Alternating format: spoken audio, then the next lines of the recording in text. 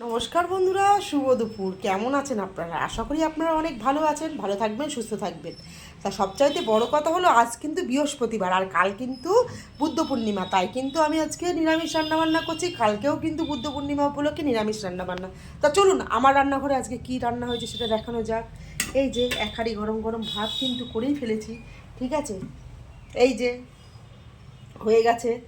এই যে তরকারিটা দেখেন, ছানার পনির, আলু দিয়ে পনির ভাজা দিয়ে তরকারি।